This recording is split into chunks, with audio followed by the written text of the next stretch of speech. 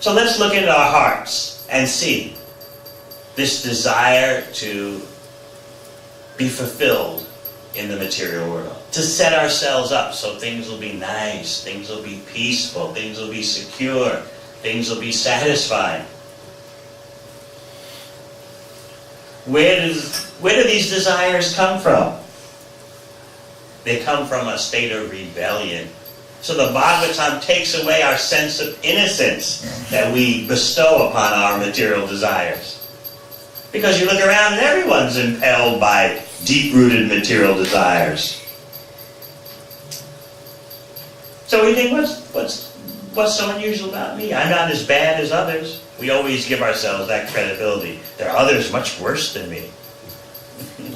My desires they're okay, they're within bounds, but the others, they're way over the top. But by hearing Bhagavatam, you lose your sense of innocence that you bestowed upon your material desires. That's Krishna's mercy upon us. He says in Bhagavad Gita that out of compassion for you, He'll, from within your heart as the super soul, turn on the shining lamp of knowledge and dispel the darkness of ignorance. Out of compassion, the Lord in the heart will do that for someone who is engaged in devotional service. So Krishna won't leave you alone to struggle with the material energy, to struggle with your deep-rooted material desires. He says, out of compassion, I'll do this. I will personally do this. I'll turn on the shining lamp of knowledge so you can see what the problems are. As is often said, seeing the enemy is half the way to victory. In some countries, they have these little bugs that just bite you and torture you, but you can't see them. In some countries, they call them no-see-ums.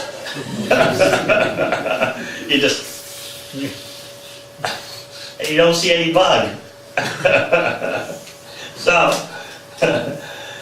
this is what it's like when you're in ignorance in the material energy. You can't see what's going on.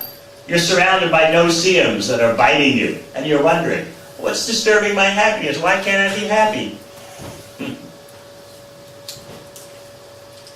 It is a great step forward to see our deep-rooted material desires. And Krishna says, out of compassion, He'll let you see those material desires. So you can take action. Just like a gardener, as Chaitanya Mahaprabhu describes. The garden of the Bhakti Lata, the creeper of devotion.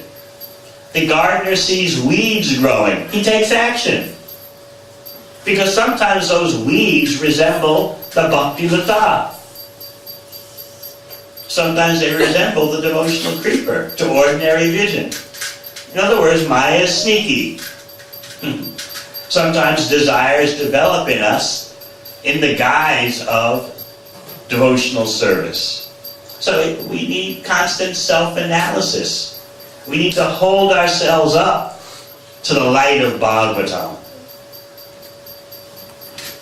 Let's look at this statement here from Vishwanath Chakravarti Thakur. He says, the influence of Maya is so strong that even in a hellish condition, the proud, conditioned soul thinks he's enjoying life. Now, who would consider Brisbane to be a hellish condition? No way.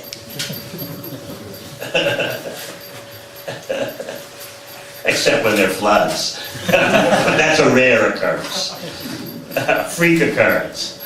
Otherwise, things are nice here. But the enlightened person considers this hell, because where is the service to Krishna other than done by a few persons? Where's the service to Krishna going on? Wherever there is not service to Krishna, the Bhakti Yogi considers that to be hell.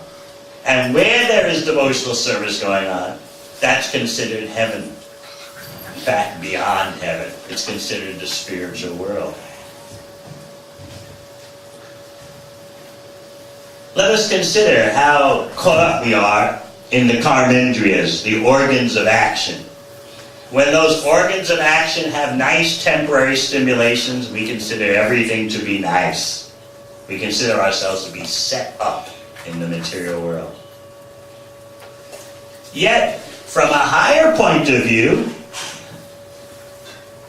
we're creating a hell. We're creating a situation in which we forget Krishna more and more.